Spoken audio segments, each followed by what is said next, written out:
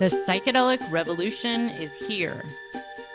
If you want to integrate your visionary experiences into your purpose, get clear on your entrepreneurial path, and help people while you do what you love, then this podcast is for you. Welcome to The Psychedelic Entrepreneur, Medicine for These Times. I'm your host, Beth Weinstein. I'm a spiritual business coach, 3-time entrepreneur, and a lifelong student of psychedelics and sacred plant medicines. You carry your own unique medicine, and your medicine is what we need for these times. This podcast will help you to share your medicine so you can create transformation in the world. Listen in on conversations with psychedelic leaders, changemakers, and conscious entrepreneurs who are living proof that a better world is possible when you follow your heart and live in alignment with your soul. Hey everyone, welcome back. I'm so excited today to have Victoria Wueschner with us. Hi Victoria, thank you for being with us all the way from Mexico. Thanks for having me. So grateful to be here as well. So good to have you. So Victoria's area of focus is on the safe and effective use of 5-MeO DMT.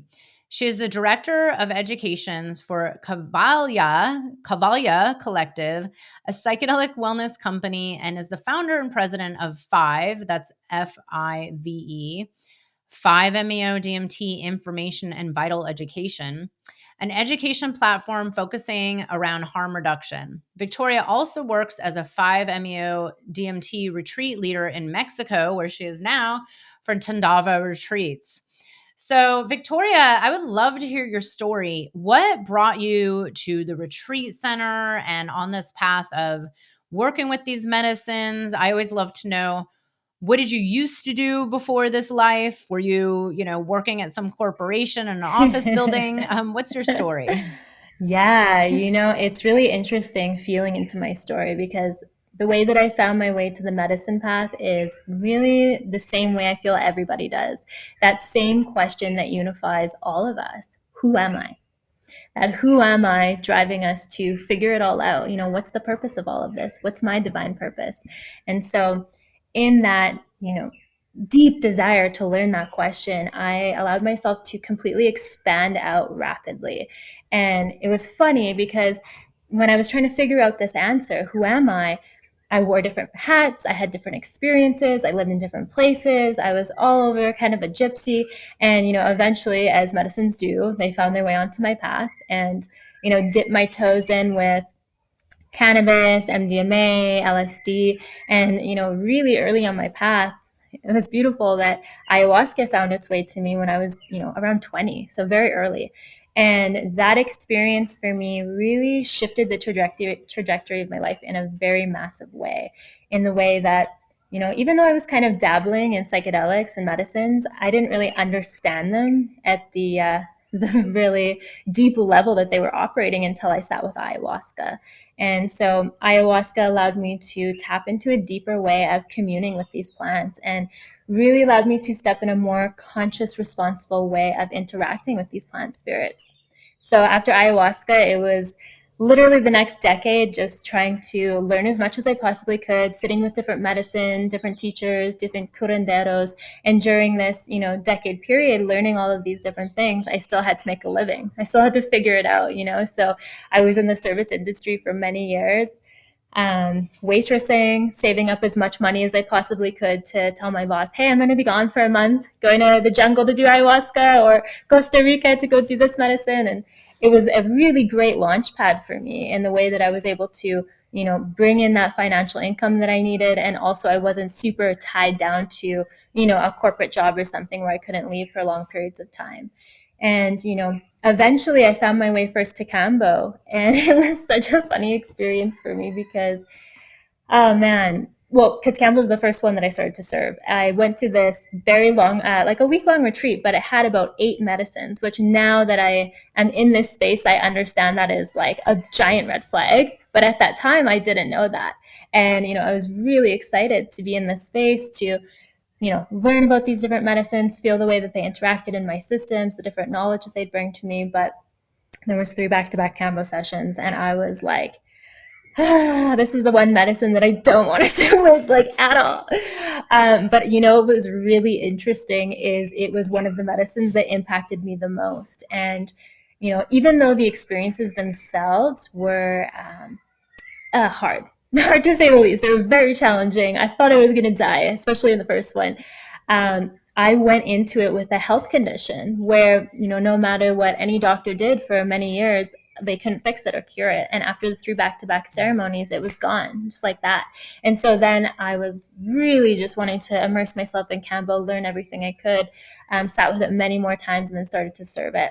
And then from there, 5-MeO found its way onto my path. And the really beautiful thing about this medicine, even though I love all medicines, they have so much to bring to us, 5-MeO allowed me to finally answer the question of who I am. The thing that I had been searching for endlessly, tirelessly, I finally got it.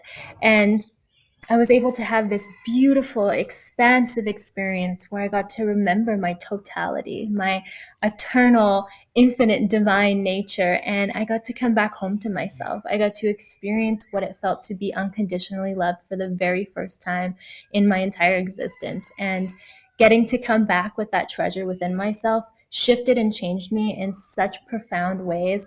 I couldn't even put it into words, to be honest. And so after that experience, I went through a very big falling away process. And we talk about it a lot here with, the people that sit with us with this medicine. When you go into this medicine and you come out, perspective shifts. We see ourselves differently. We see one another and nature and community differently. And that's exactly what happened for me. I went back. Well, luckily, I got to have a month of integration in Costa Rica, dancing and playing and like really feeling into what was unfolding within me. But then I found myself landing back into where I was at the time. I was still waitressing. I was in the city, and city vibes sometimes can be a lot. And when I got back, nothing fit anymore. All my clothes were wrong. The car I was driving was wrong. The clothes that the job I had was wrong. Like, everything was just wrong. And so it was just really interesting to feel like everything was wrong. I kind of felt like I was going crazy. I felt completely alone. I felt, scared at some points, but I felt so liberated. Like, I had this beautiful open path, like the world was my oyster in front of me. And with this divine knowledge in me, I knew that, I can literally do anything I want. And so I made this pact with myself. I want to dedicate myself to this medicine, whatever that looks like. I want to learn everything I can about it, sit with it, integrate it, learn from different teachers. And so that's what I did. I sat with it many different times with big integration periods between them. I taught under 3 different facilitators over the course of a year, and really got to feel into different types of practices, from retreat settings to one-off ceremonies, and seeing the things that I felt really worked for participants and things that didn't. And eventually I found my way to working with my partner, Joelle, who you interviewed. And we're working here at Tandava, the world's first 5-MeO DMT public retreat center with the focus on safe and effective use of 5-MeO. And yeah, it's a beautiful life. Beautiful, beautiful life.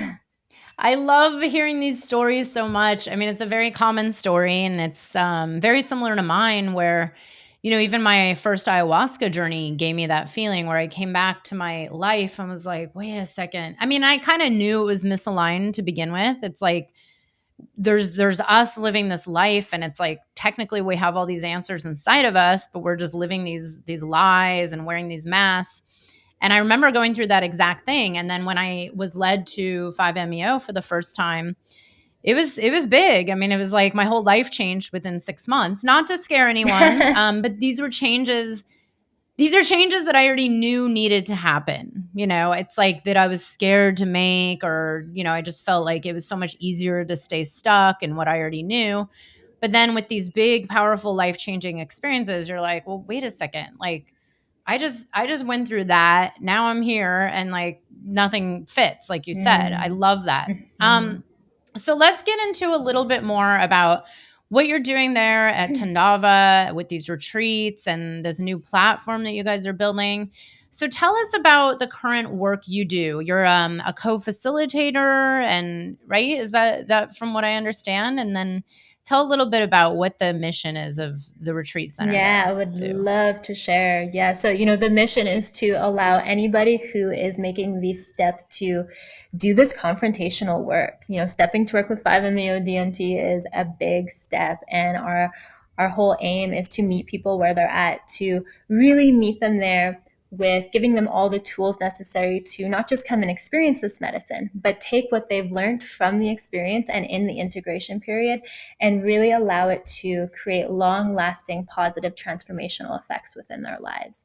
We feel that that is what it's all about. Being a facilitator isn't holding a pipe, because what happens with 5-MeO, if you just hold a pipe for someone and don't prepare them, don't integrate them, any of that, it's going to be a peak experience and it's going to fade away like a dream.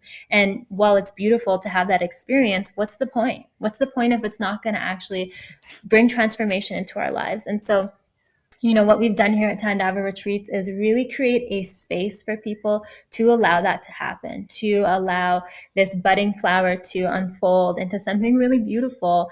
And so we offer different kind of retreat containers. We've got 4-day containers, we've got 6-day containers, and no matter what container you're in, you're getting prep, you're getting integration. We start preparation 2 weeks before with people, diving into, of course, first a medical screening to make sure that they're safe to sit with this medicine. And then we have multiple calls beforehand to really tap into different intentions. Why is this person wanting to sit with this medicine? Where are they looking to go? Different practices, different journaling prompts, and really getting them in a space so that when they arrive here at the center, they know exactly where they're going.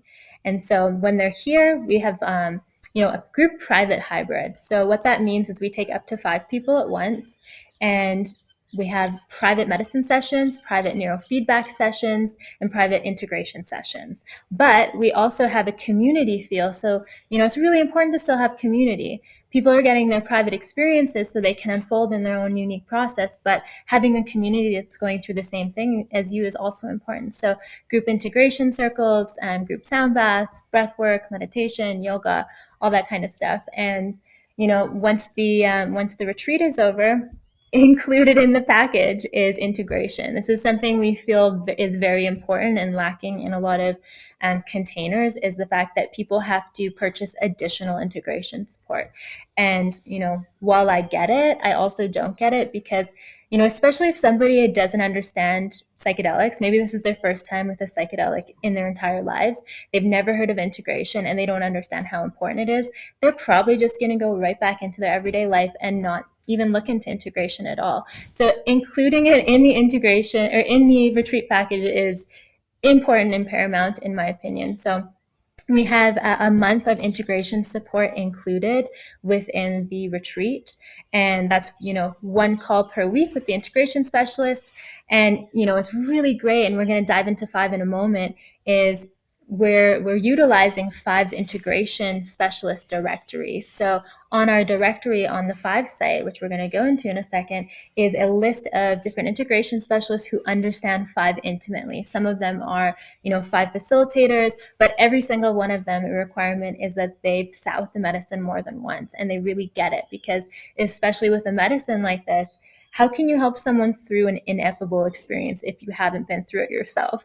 And so really feeling into the person through their whole process while they're here, and feeling into exactly what they need. Do they need a man? Do they need a female? Do they need, somebody in hypnotherapy? Do they need someone who has a more clinical background? And just pairing them up with the right person. And so that's what we're doing at Tandava. It's beautiful. I mean, when I'm hearing this, I'm sitting here going, wow, I wish this was the standard for working with this medicine. So as someone who's been working with psychedelics for over 30 years, when I came to 5-MeO for the first time, I really just thought like, okay, it sounds really powerful, but I've done all these other things and ayahuasca, and how different could it really be? And Right. I had heard it's this huge experience, but then, I just thought like, oh, I'm okay. And I'm telling you, I didn't know, because again, this was years ago, and the integration wasn't as much of a thing as it was, as it is now. Thankfully, I was seeing an integration type, therapist who works with medicine, but she had never done this before. And when I went through that, it was like, it took me like 6 months to integrate that experience. And I only went in once in one day. And looking back, that person has changed the way they work. But looking back, I'm like, wow, I would have done probably a lot better being in a tighter, like a retreat setting versus just going and doing it over like 2 days. And then also having the support is a big deal, because you're right. It's like, if we don't have the support, what's the whole point? I mean, I hear people all the time telling about these big things, and then they're like, well, and then I just fell back into my old patterns, and Oh then yeah. back into, my anxiety came back, my depression came back, I went back to the same job, the same life. And it's like, well, what are you looking for?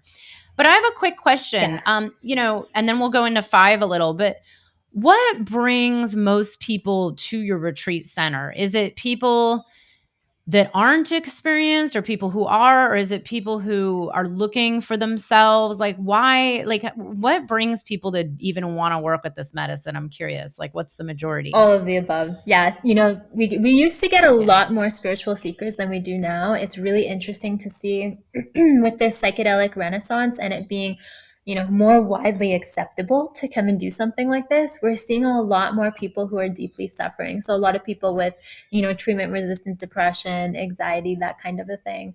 And, I also feel that 5-MeO is coming out at a time in human history that is perfect. We're just, for example, we just went through COVID, which was something the entire world had to go through together. And it was a huge falling away process where people got to experience what things in their lives are working, what things aren't working. People quit their jobs and, left relationships and all sorts of things like that. But people they got locked in their house and had to figure out, who am I? And so the psychedelic renaissance started to come in at the exact same time, where people are asking this question, who am I? What's the point of it all? And also 5-MeO, it hasn't been as popular up until this point. Like, this is the most popular point it's been. And is that medicine that allows you to answer that question of who you really are. And so I honestly feel like the divine orchestration is like just so perfect. I agree too. It's like this gigantic upheaval. It's like we're in a global dark night of the soul / spiritual awakening. And yeah, people are really questioning, like, what is this journey all about? And where's the meaning in it? And yeah, there's a lot of people suffering where it's like they've tried everything, or they're, like you said, treatment resistant, depression, or deep trauma, where it's like talk therapy is not doing it anymore. Like, Yes. it doesn't work at a certain level. But the key is with these medicines is that it's like having the support, having the container, and having the right facilitators and the right setting is actually extremely important. So let's talk about, which is probably what led you to develop 5. Let's Exactly. talk about this. Yeah. Because I mean, I actually think I told Joelle this, and I've told a few people. As someone, I've been in this world for a while, but it wasn't until about a year and a half ago where I realized how many people are out there serving toad medicine or serving 5-MeO, or, even in, I was in a part of Mexico where I saw an advertisement, like, just hanging up on like a wall, like, call me for bufo. And I was like, Ah. oh my God, I know. So I was actually like, oh, I didn't know this was happening in the world. I thought it was still like only a select group of facilitators, and it was like a very held thing. But then I realized it's just, like anything out there, things get a little wild and out of control. So yeah, what brought about the 5 platform, and tell us a little bit about what it Oh is. man, absolutely. Yeah. So first I'll just kind of share a little bit about what it is. So 5, it's the world's first centralized resource hub on 5-MeO DMT. It stands for 5-MeO DMT Information and Vital Education. And the whole idea of 5 is to promote harm reduction in the 5-MeO and the psychedelic space as well. And so the whole reason that this came about is exactly what you were just saying, Beth. I can actually even just describe the story of where it came about. I was hearing all of these crazy stories happening, people having experiences that bring about PTSD, girls coming to on medicine and being molested. And like, I've heard it all. And I had this sister reach out to me and she was super excited. She was going to sit with 5-MeO for the first time. It's something that she'd been wanting to do.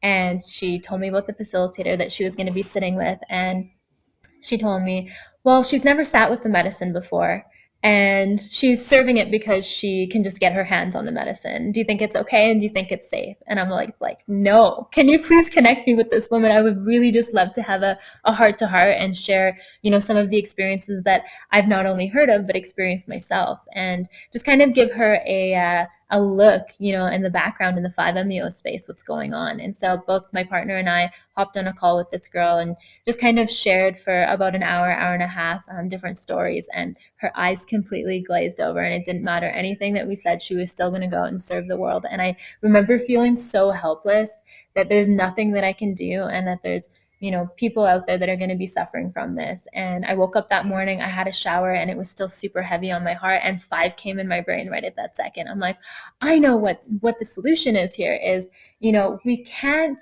shift and change every facilitator and the way that they're approaching this medicine. It's impossible. But what we can do is we can educate the community who's coming to sit with this medicine. Because right now, people are hearing about 5-MeO DMT and these expansive experiences, but they don't know what to look for. They don't know how to vet facilitators. They don't know what's safe. They don't know red flags or anything like that. And so we need a space of education where people can make responsible decisions when they're choosing to work with this medicine. And that's really what Five's going to be all about. It's a very thorough website. By the time this airs, it'll be out there so people can go and check out the website. But, it's going to have a resource bank with everything from scientific research to podcasts, documentaries, lectures, articles. There's going to be a whole section on integration, of why integration is important and why it's different with 5-MeO. There's going to be a section on integration specialists, like we were already talking about, that understand 5-MeO. So, maybe you had a huge experience and it was beautiful, or it was scary. Either way, you have someone that you can connect with to support you through your experience. And so much more: FAQ page, info pages, all the risks and cautions that can happen when approaching this medicine. And it's going to be a really, really beautiful community. And one of the things that I love the most about it is that, this isn't just, about Joelle and I. We've brought everyone together. We've brought everyone from the community who understands 5-MeO, or, are specialists in their specific areas, and brought them into this space and figured out, where are the pain points and where are the bliss points with this medicine? What has been, causing the most turbulence in this space, and what has been causing, people coming to sit with this medicine to get the most out of their experience? Let's put it all in one spot and allow people to have, this wealth of knowledge, so that we can start shifting the narrative away from 5-MeO DMT being a dangerous substance, and actually towards it being a transformational substance. Because the thing is, it's only dangerous when the people that are facilitating with it are doing it in a reckless fashion. And what I mean by that is, someone who's not screening you, someone who doesn't have a preparation protocol, somebody who doesn't have an integration protocol or safety protocols. And, unfortunately, and that is like 90 to 95% of the facilitators at this moment. It hurts me to say that, but, at the same time, it's kind of not their fault that it is that way. Why I'm saying that is because there's no wisdom tradition or lineage that has been for 5-MeO. We've had no elders teaching us how to do this. No one's saying, when you've gone off on your ego and your head's up your ass, what to do about it. And, there's different spiritual traps that happen. It's just doesn't matter whether you're a Buddhist or a yoga or any type of medicine you're in, it's going to happen. And so we've always had these lineages to help us, to help us. Ayahuasca has them, helping us like learn how to hold this medicine in the right way. And so we haven't had that. And of course, what that means is a teething process. And it's been a very interesting teething process to witness. But now we've come to a point where, like I said, we can witness those pain and bliss points and kind of start this new lineage of, really allowing people to get the most out of their experiences. Because this medicine, I truly, truly believe that it can change the world. But in order for it to change the world, we need to start educating people on how to approach this medicine. So beautifully said. And that is really interesting. I had never given that a lot of thought, about the fact that this is kind of it's a new medicine, like in the grand scheme of what new means. Like, ayahuasca is ancient and it's been around for thousands of years, but this medicine, you're right. There is no real like, indigenous heritage that's been carrying it for 5,000 years, or maybe not that we know of, where there is this best practice built into tradition. So it's really interesting that you bring that up because this is important. And what you just said, telling that story is, I mean, it's like heart wrenching because there's this part of me that knows that is happening. The story of that woman is, there's more than one, there's thousands of them, right? And it does kind of freak me out a little because it is such a Me powerful too. medicine, and it's so, yeah, it's so transformational. But if you're, it's like people have to realize that you can be re-traumatized. This could cause more PTSD. This could shake up your nervous system. I mean, even for me who had proper support, I could feel a major shift in myself so quickly. Like it was the 6 months of like craziness, but it was looking back, it was the best thing that ever happened to me, but it was intense. And if I didn't have the level of support and knowledge that I had, I don't think it would have gone well. Like I probably would have gone the opposite direction, which is where it's like, yes, these medicines can be transformational, but if you don't have the right support and the right container, it could actually make things even worse. So I'm so glad this is getting brought up with the five platform. Yeah. So can we talk about a little bit about like what is happening out there when it comes to people with like for example, the woman you mentioned, people are now facilitating who maybe haven't been trained or haven't studied under someone or maybe even haven't had their own experiences. Like where is this coming from besides ego? Like how does this even happen? They just have a source and then they're like, oh cool, I can make money. Like what is your theory as to why people are even like trying to do it like that? Do you know what I mean? Like it kind of blows my mind that someone would have the nerve to serve medicine without any kind of proper relationship built with it. But what is your theory as to what this is all about? Other than, is it just I money? think it's a variety of things. I think on one spectrum, somebody can have a really beautiful experience with this medicine and it really can impact them to the point where, the ego attaches to it and really wants this to be their life. And there's nothing wrong with that. But first, you need to honor your own process and do your own work and train. So that's kind of one route there, where somebody might have a big experience, the ego attaches to it, finds a source for the medicine, and starts serving it before building a relationship with it and really learning how to cultivate a proper container. On the other side of things, ego of wanting to be a shaman, wanting to be special or enlightened or whatever that is, and then of course money. It's crazy. I just heard a story about 3 days ago from a brother that passed through the retreat center, and it just was like, oh, totally rattling to me.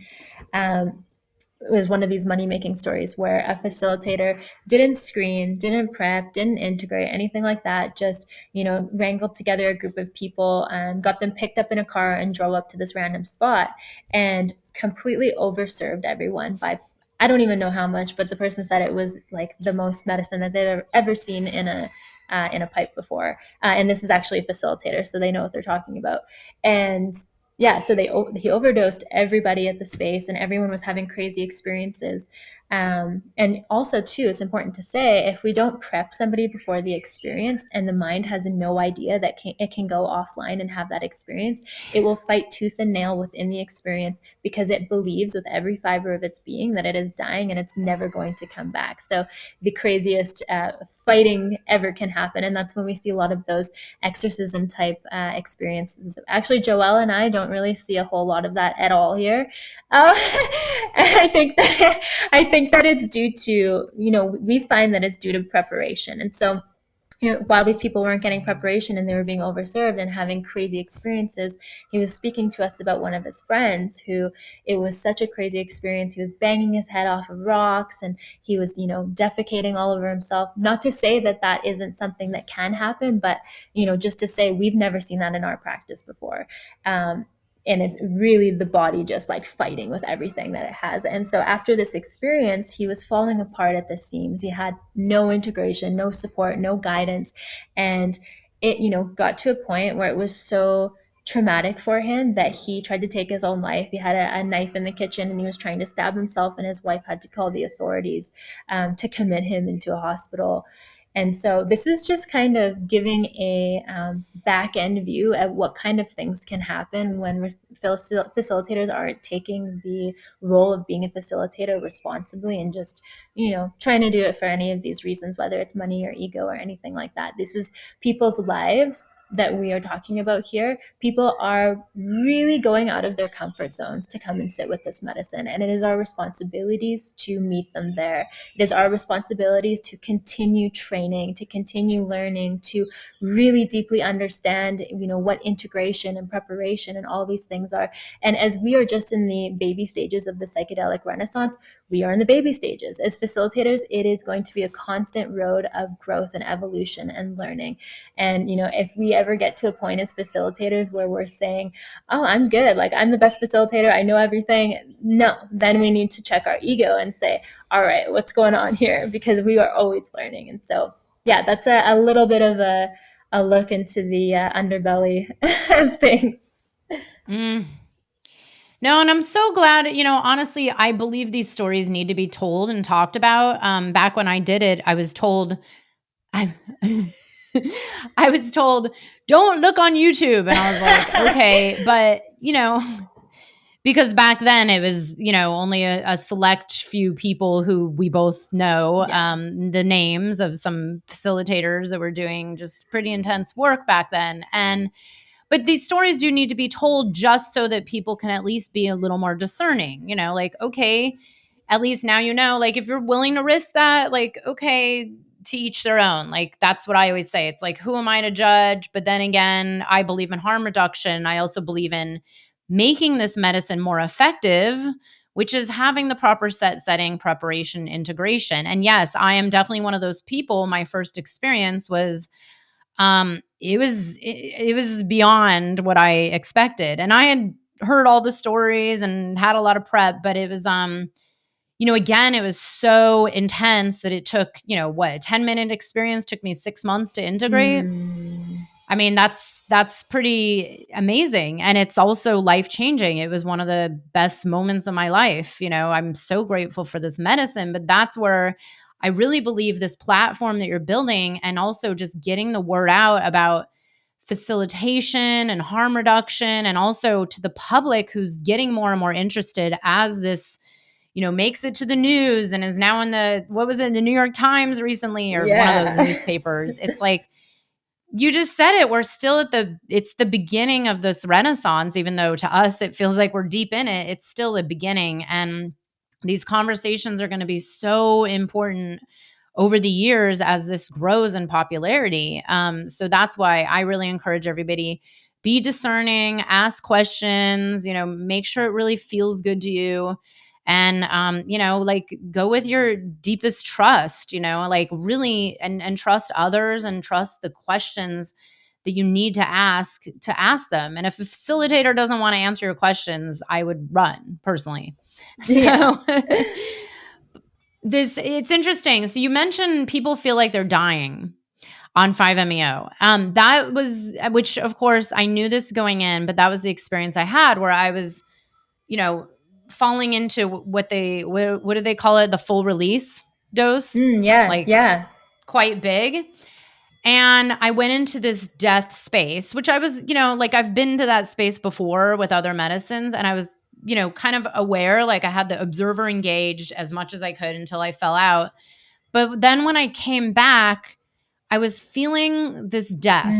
Like I was alive enough to know I am alive, but I feel like I'm dying. So it's kind of these two parts of me that were like able to observe each other. But it was literally that same feeling of, oh my God, I'm dying. And I think that's why it ended up being so powerful for me and so like life changing. But I want to talk about this a little. Maybe you guys don't get people going to that depth, but this is a common thing. I'm curious what your view is on, is this medicine here to teach us about life and death, do you think? Or is this medicine like, why does it even take us to that place of like the death, but then you're not you're not dead. But there is this part of you that's just like pulverized into, like you said, there's no words for this. But what is your theory as to why this medicine, I think I asked Joelle this, why is this medicine here at this moment in history when this medicine is also so powerful to take you to the edges of death into like complete, nothing and everything at the same time? Yeah. I know this is kind of a deep question, but I've always wondered this. Like, it's super great. What is the point of dying and coming back to life like that? There's a really great quote. I can't remember who it's by, but it says, if you die before you die, you won't die when you die. And, it's so, so true, because in this human body, when we're having this human experience with our ego, we have forgotten as humans who and what we are. We are a species with amnesia, and we are desperately trying to figure out that question that I've been talking about so much. Who am I? And in order for us to remember it, we need to glimpse the truth. We need to have that mystical experience, whether it comes from, meditating or medicine. There's many different paths to it. But in that mystical experience, at the peak experience, is the ego death. It is where we get to temporarily leave behind the self and experience our divine truth, our divine nature, become the drop rejoining the infinite ocean. And, as we get to experience that and we come back, we return with a new perspective. And that is what allows people to have such profound changes within their lives. This new perspective, I like to say, it's almost like, we get to take off temporarily these glasses that we're always wearing, our glasses of unworthiness, where we're constantly seeing the world through all of our stories and our pain and our trauma. And suddenly they're off and we get to see things clearly for a while. And we come back into the body and everything's new again, like a newborn baby. Everything is beautiful and connected and amazing and loving. And, while that's the glow of the medicine, if we choose to properly integrate that, we can maintain that perspective, and it will shift and change the way that we see ourselves, one another, our communities, nature, and it will change the world. And yeah, that's why I say this medicine can really change the world. But, to speak a little deeper to death, what we always like to tell people is it's almost like this unpeeling of an onion. When you take that pipe to your lips, you take the medicine in and you hold it in as long as you can, and then suddenly the experience is happening. The ego starts to move through different thresholds. And through these thresholds, we need to allow the layers of our identity that has made up our ego to fall away. And, it can be a very conscious process. Sometimes we whiz right through it and have this big, profound, mystical experience, but sometimes it can be challenging. In the way to allow all these layers to come off, we need to release and surrender and allow those bits of our identities to fall away. The thing is, it's challenging because it's our identity. It's what we've built around ourselves. And so we can be fighting through the process and being like, no, that is who I am. But, the process is wanting you to surrender through it to actually remember who you really are. And so, yeah, that's kind of the death process. And the last, the very last little bit is this onions and peeling. And at the center is your divine being, your truth. And the layers are coming off and you're getting closer to the center. There's that last kind of bit. I work with Joseph Campbell's Hero's Journey with participants, and Joseph Campbell calls this the ordeal. We call it the ego death, where the ego puts out all of the last stops to say to the person, if you go any further, you are going to die and you are not going to come back.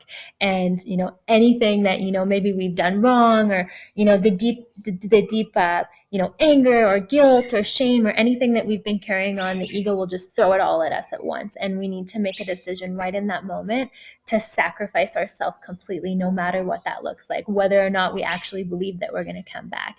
And in that sacrifice, it is where we get catapulted into that infinite void of eternal everything.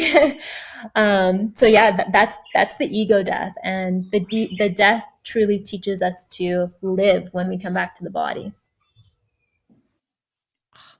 I love that you bring in the hero's journey. I'm sitting here going, wow, wait a second. That whole thing is like one hero's journey. Yeah. It's like as above, so below. It quite literally, and thank you so much for explaining it this way. I've never heard it explain, because there is that part of my mind that during my 6 to 12 months of integration from that one session, besides everything going on in my life, I kept just sitting there pondering, like, how the hell does this work? Like, this medicine is very, I mean, it's so different and it's so powerful. And I'm like, why does it need to bring you to that place? Like, why does it go that far? And why did that have such a profound effect on my entire life when it was such a short session? It's like, I couldn't believe it. And then, what you just said is really it. I'm like, wait a second, that really was the hero's journey in like a nutshell. That's such a good analogy. And I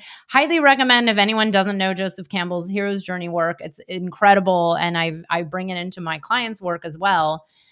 Just to at least make sense of life and everything you're going through, and that it's all okay and it's just part of the process. But then here's my other question. I'm curious, and I don't remember if I asked Joelle this or not, but I personally had this one experience with this medicine, and I've had it happen a couple times, where I'm curious if you believe, because for me, this is the story I make about it. My mind has to make sense of everything. Where I wonder if this medicine, like, do you believe that this medicine just kind of clears whatever we might want to call it, ancestral trauma, karma, whatever we want to name these kind of things, traumas within just our current life, past life, like, who knows, it's all kind of one and the same in some way. But for me, there was something that happened where it just felt like a psh, and then it was just like all of a sudden something shifted. And I've witnessed this in a lot of friends who've worked with this medicine too. It was like all of a sudden they're just different and for the positive. But has anyone explained this, that maybe it is on some level just like wiping away certain things, or is that just like my own interpretation? I mean, this medicine works on so many different layers and dimensions. And, what is clear when you are facilitating multiple sessions is getting to witness that every single person that's sitting down on the mat has, in some way, shape, or form, a catharsis. And that catharsis, who knows what it's pushing out? It could be what you're saying, generational, ancestral, maybe someone was sexually abused. There's so many different ways, but it's always some kind of catharsis. Catharsis comes through screaming, through dancing, through thrashing, through fighting, through singing, through purging. Sometimes we see kriyas where people's legs are just like bouncing off one another or vibrating entire. Sometimes we've seen the whole body vibrating so much that the jaw is chattering, and it's true. Something is somatically being released here. And I love something that my partner says so much is, he says, in the animal kingdom, when a gazelle is running away from a lion and it almost gets caught, after it almost gets caught, it shakes. It does this, and it takes the trauma out. But human beings, we don't do that. We just hold it inside of ourselves forever. And so this medicine allows us the space to be able to shake it all off. It's pretty amazing. Yeah, no, that's a good explanation. I mean, I can't wait for the day, and I'm pretty sure there's people out there doing a little more research on this, but because I personally could see in people's faces, like, not just that day, but over like periods of a few years, things change. Like, I knew, like, I've seen someone before and then after a few years later, and it's like, wow, you are a very different person in a way more positive way.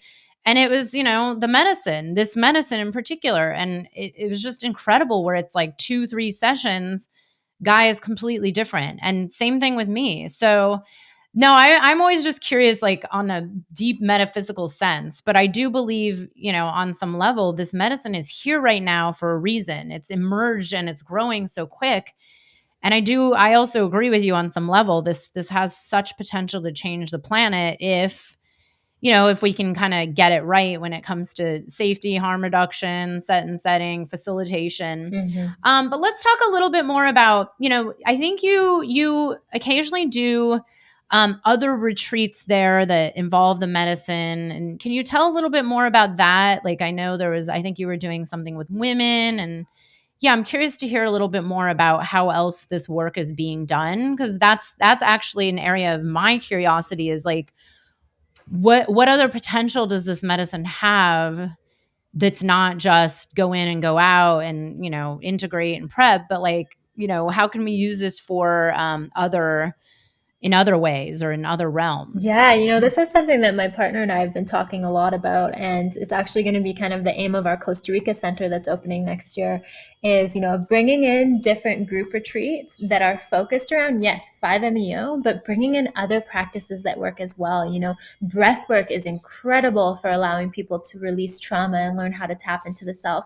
Well, if you mix that with 5-MeO in a very, specifically curated container, boom, powerful. Same tantra, couples therapy, somatic therapy. There's, yeah, BIPOC retreats, women retreats, men retreats. There's so many different pockets and areas that could use this healing. And, 5-MeO is a very powerful tool for us to allow ourselves this healing, this growth, this transformation, this remembrance. But if we can bring it into, pockets of people that are really needing this, for example, you just spoke to it. I'm doing a women's retreat with Colette Condorcita in I think like 16 days here. It's going to be the first women's retreat with 5-MeO.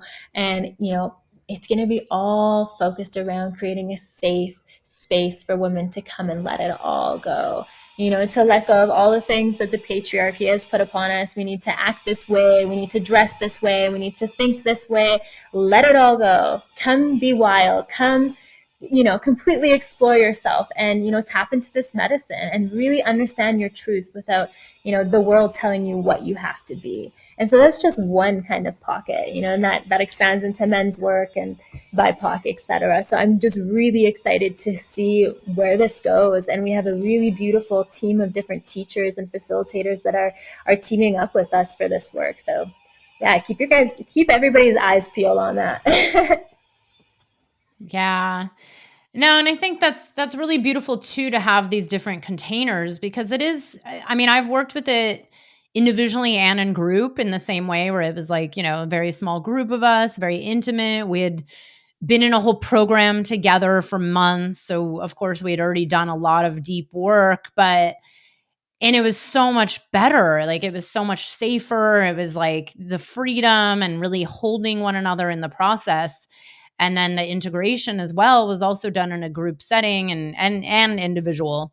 But that's where even then I personally had chosen, because it was over a series of days, I had chosen to actually work with small doses. And try to stay very present with it instead of just like, releasing and falling away, but also to try to like sit up.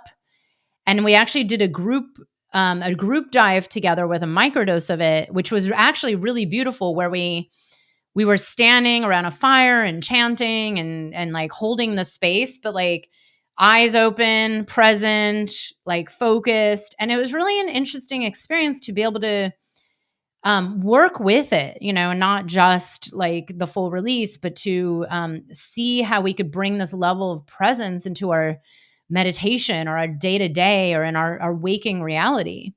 And that's an area I find really fascinating, coming from like my background is a lot of Buddhist work and silent retreats and meditation.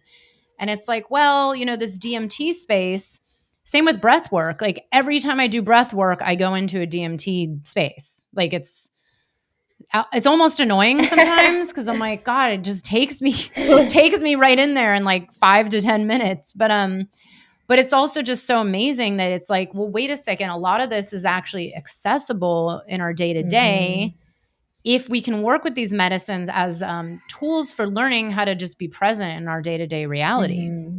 Is that another area that people have discussed, where this is headed, and maybe like bringing it into meditational type work or, things like that? Or So you're speaking to doing smaller doses and like kind of groups?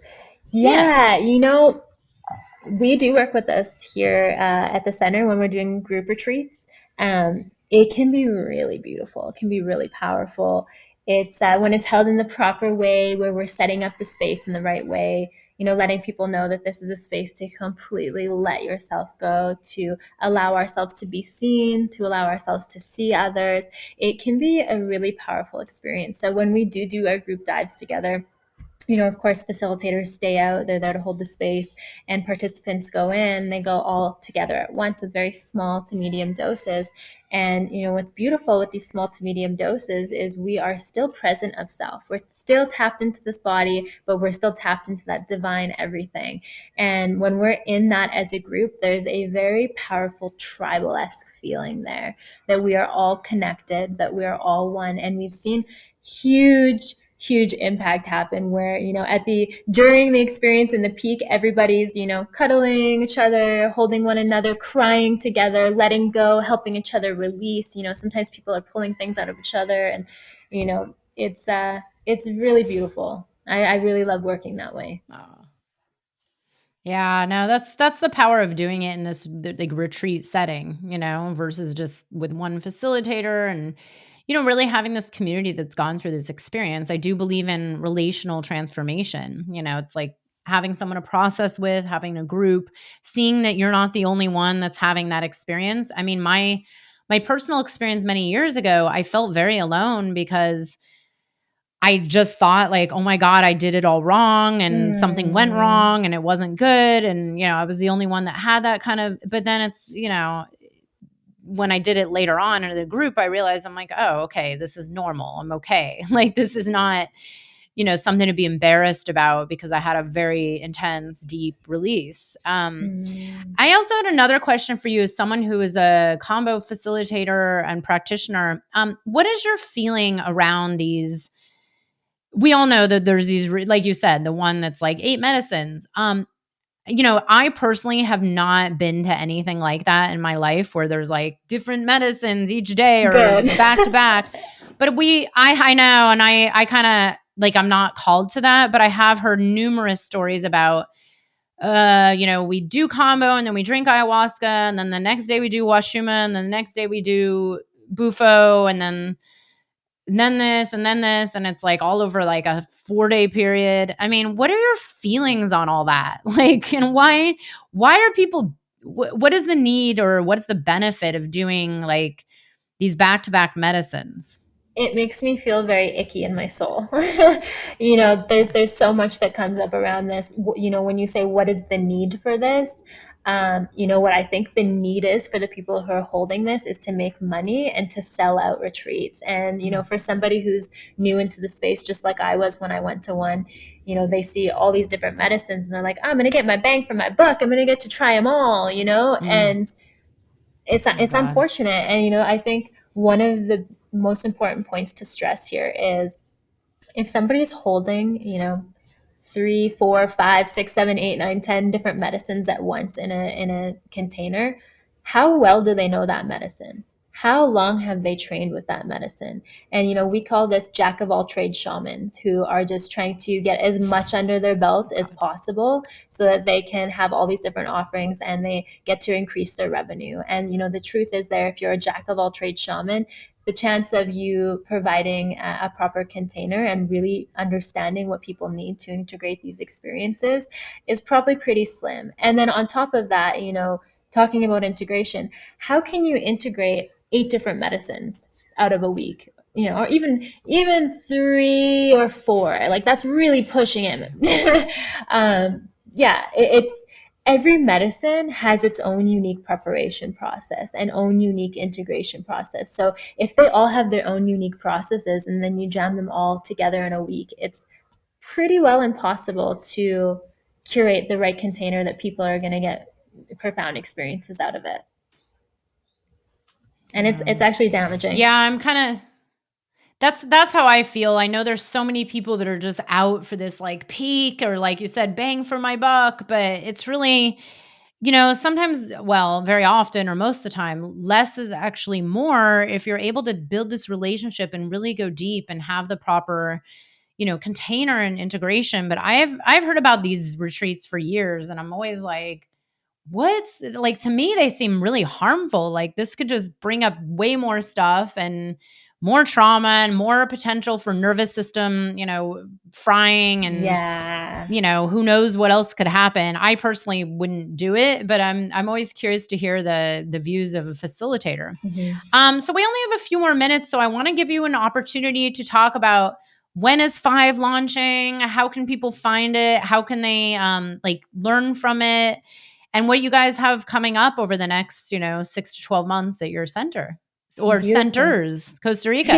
Yeah. That's what's coming up. There's another center opening in Costa Rica in the next year. We don't have a full date yet, but that's going to be a really special center that's really focused around that group energy. Here we're really focusing on that individual hybrid private kind of model where people are really needing that individual attention on their specific process.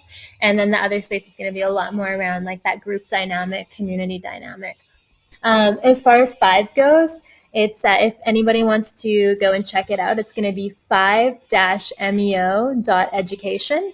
That's the URL. And by the time this airs, it's going to be out. Like I said, been working on it for over a year, and it's finally coming. Next week it's going to be live and be birthed into the universe. And nice. What people can learn from it is harm reduction, is allowing people to really get the most out of their experiences. And, if you're going to go as far as, working with 5-MeO DMT, which is completely leaving the known world that you've known your entire life into a mystical realm that you could never possibly even imagine, no matter what you read about it, take those extra steps. Take those extra steps to learn about the medicine, to learn what to look for, to really figure out who's the right facilitator and retreat center for you, and why you want to work with this medicine. So I'm looking forward to seeing and hearing about how people are learning from 5, and And it's going to be a free website. It's not something someone has to pay for or join. Yeah, exactly. Perfect. Completely free. Anybody who wants to come and learn, whether you're a first-time seeker of the medicine, you're an avid psychonaut with 5-MeO, or you're a facilitator who wants to learn more.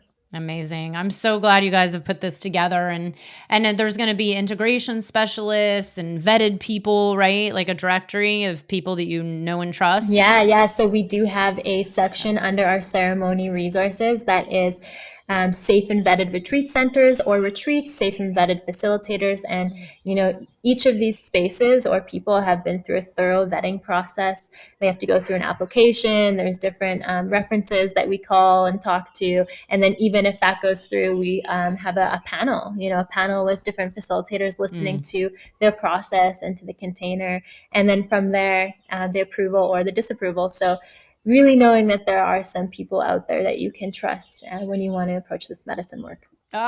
So glad you guys put this together. Thank you so much. This is going to be, it's going to be so helpful with all the stories we've been hearing all these years and all the, misinformation and crazy information and rumors and stories. It's like, well, at least there's one place that I feel like we can look and go and be discerning and do your research and really feel into what's right for you, because this medicine is super amazing and powerful. I have nothing but gratitude for what it's done for me in my life and helped me along the way. But it's very important to keep it really working in a safe, harmonious way for the benefit of humankind. So yes. Thank you so much for the work you do. And we'll have the 5 platform URL when this publishes. And we'll have Victoria's information and Joelle's. And please reach out to them if you're interested. I can't wait to come visit you guys in Costa Rica. I'll hopefully be living there all winter. Yes. That's the goal. It's the goal every winter from now on. Awesome. Thanks so much for having me. Thank you so much for your time. Likewise. Amazing. I hope you enjoyed the episode. If you're feeling inspired, I'd appreciate it if you showed your love with a review. And check out my YouTube channel where you can find the video version of this podcast. You can also head to bethaweinstein.com to learn more about me and grab my free business growth trainings. Remember, you carry your own unique medicine, and your medicine is what we need for these times.